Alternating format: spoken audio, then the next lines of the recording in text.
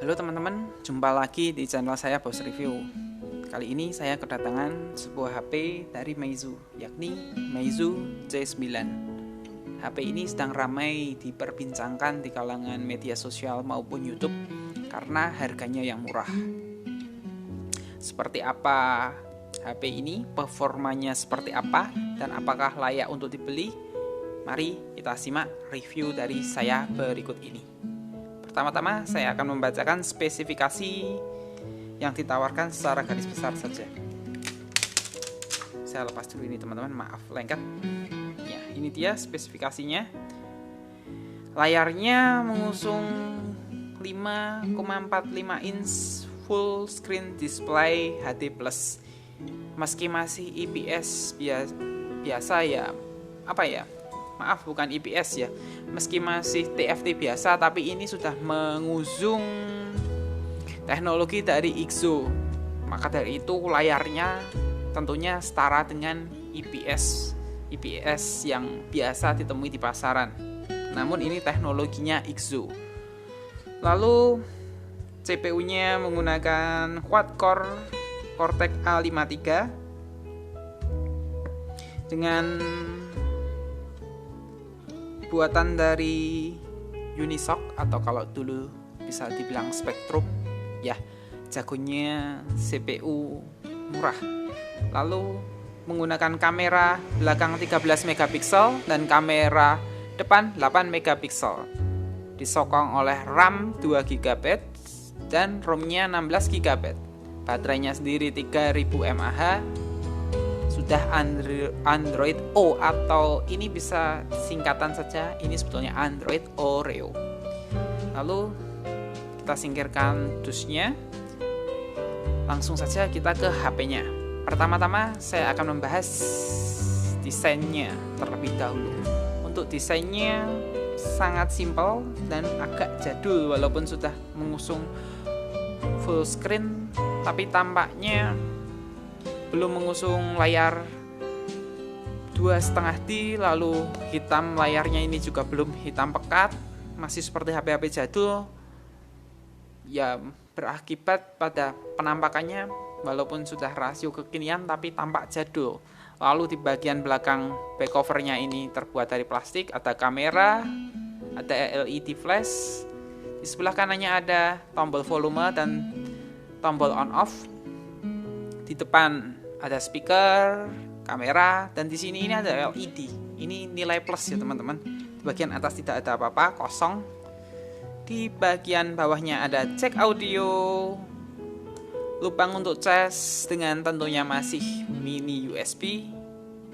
micro USB maaf teman-teman. Lalu ini ada lubang untuk mikrofon.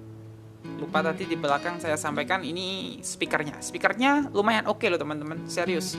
Untuk HP 600 ribuan ini saya beli di Bukalapak seharga 652.500, sudah termasuk ongkos kirim.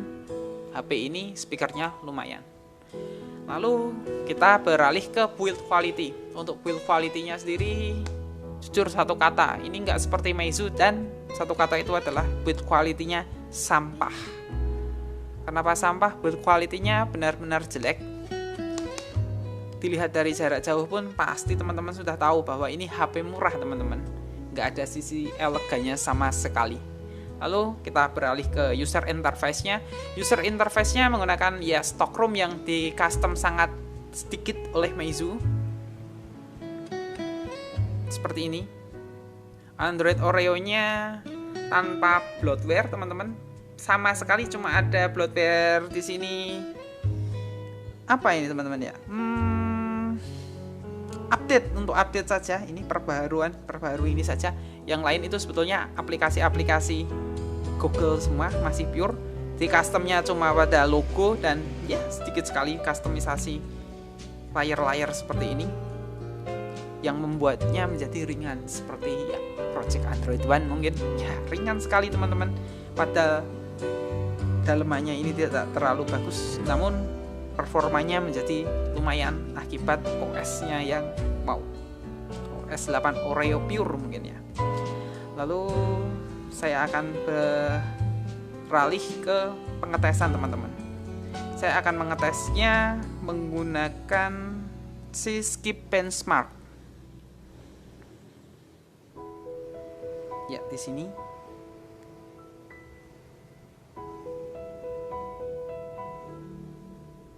Ini si Skip Benchmark, kita coba teman-teman.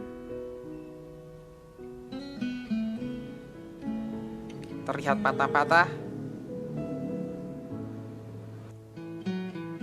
Dan skor yang dihasilkan cuma 388. Ya, dimaklumi saja karena pengetesan si Skip Benchmark ini hanya untuk GPU. Dan GPU Mali T820 sama di Evercost Extreme 1 Stream 1 Evercost Stream 1 Prime. Ya, ini sama persis dengan Stream 1 Prime milik Evercost. Dan hasilnya juga sama. Tapi yang menarik teman-teman, performanya untuk gaming jauh lebih tinggi ini. Padahal CPU dan GPU-nya sama. Berarti optimasi software ternyata berperan penting dalam sebuah kinerja HP, baik untuk gaming maupun lain-lain. Lalu untuk spesifikasi di CPU Z saya tidak perlu lagi karena sudah ada di box ini tadi. Selanjutnya saya akan ke multi-touch. Tes. Dan cuma 2 teman-teman. Maklumlah, HP sangat murah. Padahal ini dulu harganya 1 jutaan loh teman-teman waktu pertama muncul.